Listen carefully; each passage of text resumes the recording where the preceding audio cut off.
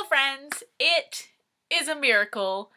I have finally, over a month later, read enough books to do the last 10 books that I read. So, I hit a slump. I'm kind of working my way out of it, but we're still trying to push through it. So, I finally read 10 books. Let me just go ahead and get started.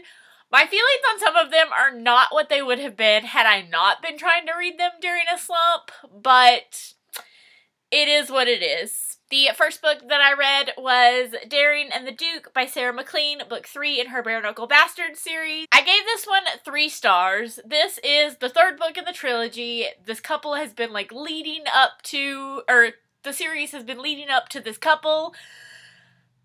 And it was a letdown, honestly. Grace and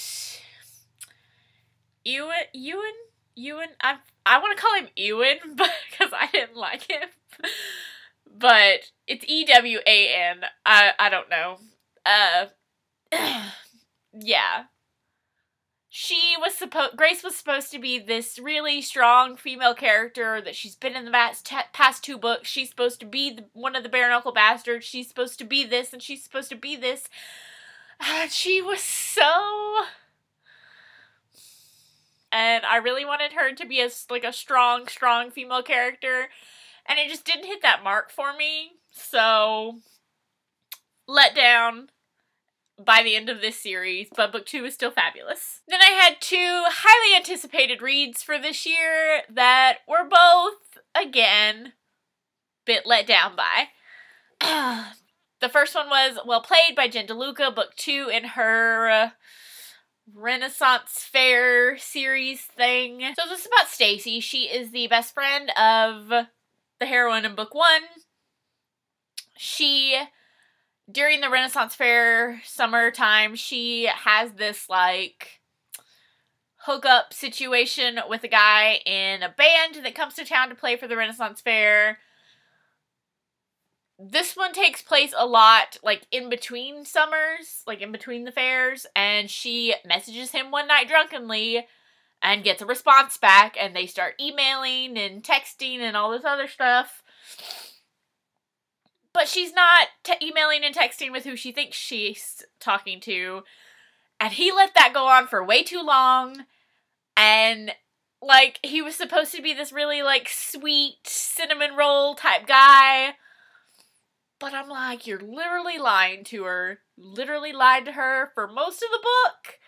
And then I feel like he kind of blamed her for not knowing that she wasn't talking to the guy that she thought she was talking to. Which was pretty douchebaggy in my opinion. But yeah, I think I gave this 3 stars, but it's really, really low 3 stars. It was such a letdown after Well Met. Such a letdown. Another end of a trilogy that, again, has been led up to by all the books in the series, and Tools of Engagement by Tessa Bailey. This one is Bethany and Wes, and Bethany is part of the family that's been in the series. This is the Hot and Hammered series. I don't know if I said that. But Bethany's part of the family that has this, house flipping, house renovating company, and she has always been the, stager, decorator type person, but she wants to do her own flip. And so she buys a house and starts competing with her brother, and Wes works for her brother but decides that he wants to help her.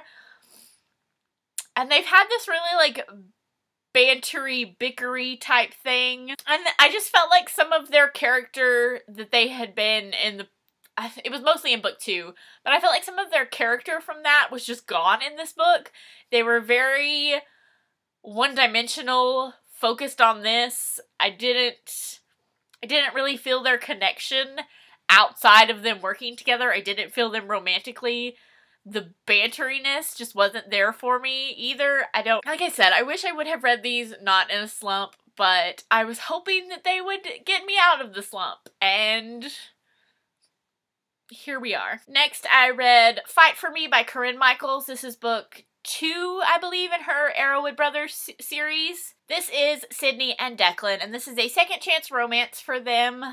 They were high school sweethearts, and then stuff that's a bit spoilery for book 1 happened, and he decided he needed to break up with her, he needed to cut ties with the town, he needed to move, and basically he just dumped her and left her there. And Sydney has stayed in the town. She's always hoped that Declan would come back. Well, he does, because his brother has moved back from book 1, and part of the situation of this series is that in order to sell their father's land, each brother has to live, I think it's 6 months on the land before they can all decide together to sell it. So Declan has come back for his 6-month period, and he's reconnected with Sydney, but, like, I don't know. Everything I want to say is so spoilery. I need to figure out how to review things without spoiling them. That would be a good thing for me to learn how to do, huh? But yes, this was a second chance romance. I did enjoy it. I guess content warning if you don't like the secret baby. I was gonna say fake baby, like it was a fake relationship. Secret baby trope, then maybe not for you, but I don't mind it. I really enjoyed this book. I gave it 4 stars. Next, I read Allscott and Bothered by Kerrigan Byrne.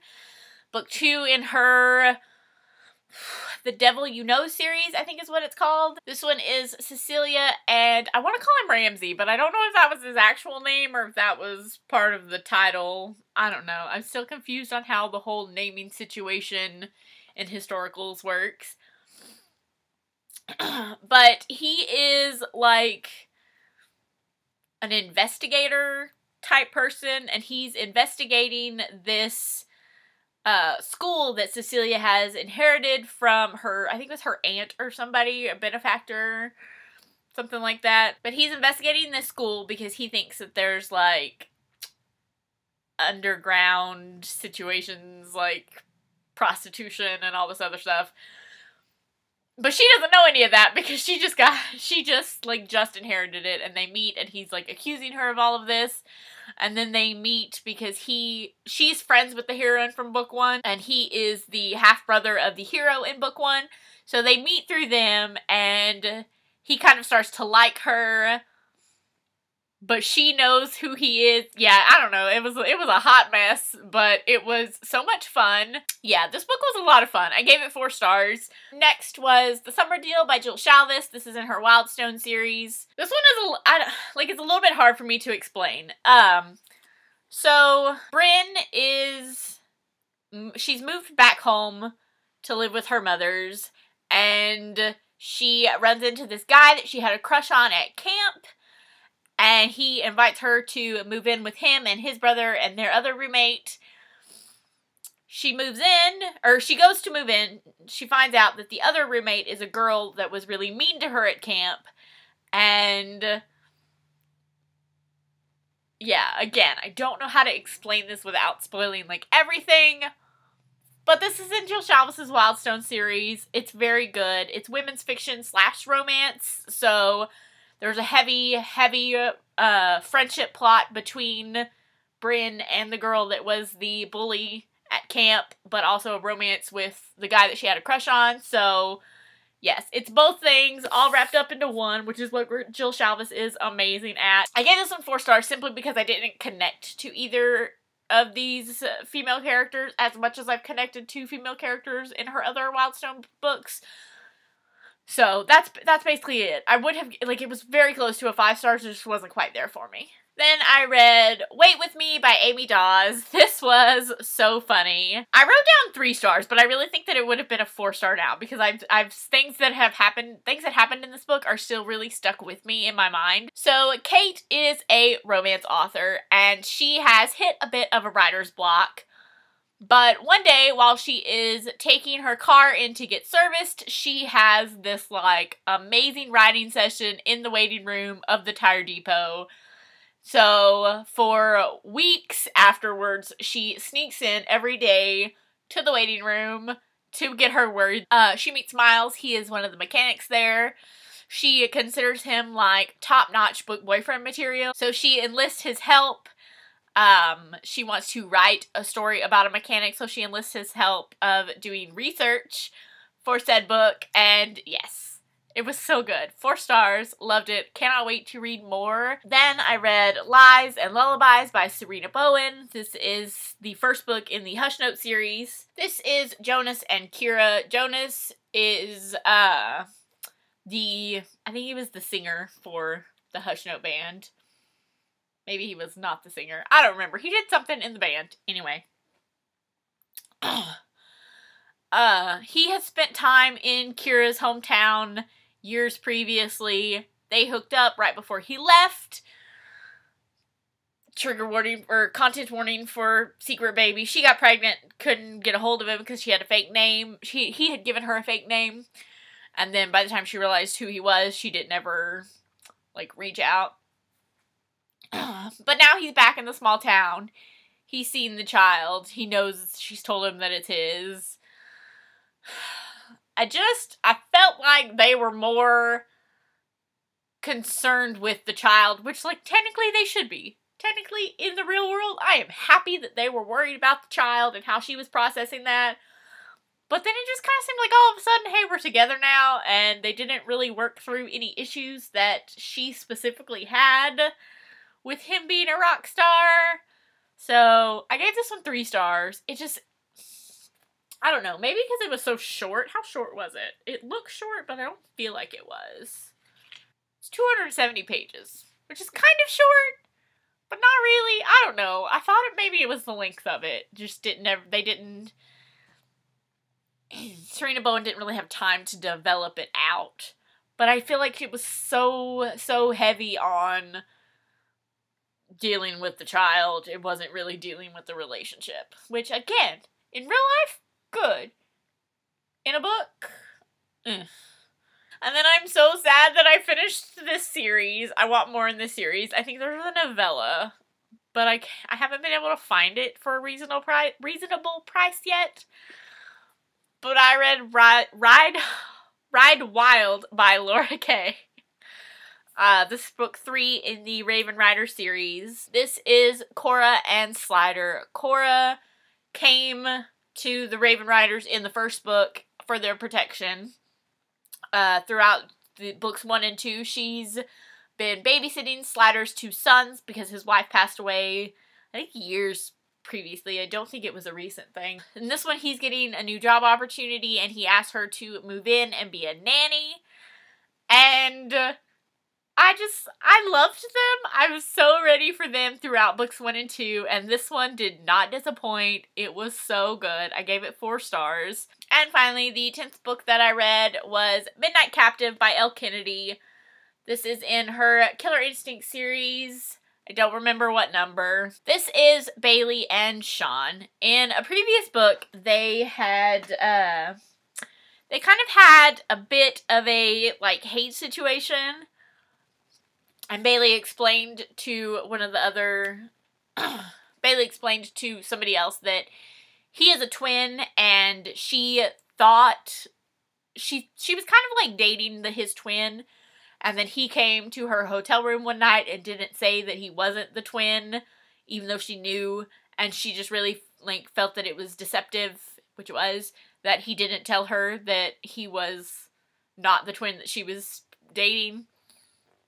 But at the beginning of this one, she's watching the news or something, and she sees that there's this big bank in Dublin that's getting, like, there's hostages, and they're getting robbed, and this whole situation.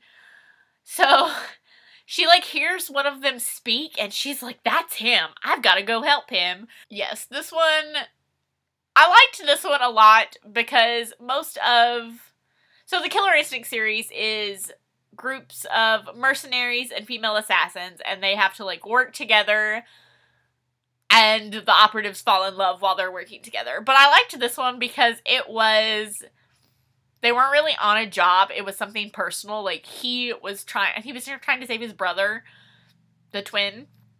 So he did this on his own, and then she came to help him specifically and the brother. And it wasn't like they were hired out to do it, which is a lot of what the series is that they were hired to do a job, and then during that they fall in love. I liked that this one was a little bit more personal to them. So those are the last 10 books that I read, finally, a month later. Hopefully it won't take me this long next time, but who knows at this point. Anyway, thank you guys so much for watching, and I will see you next time. Bye.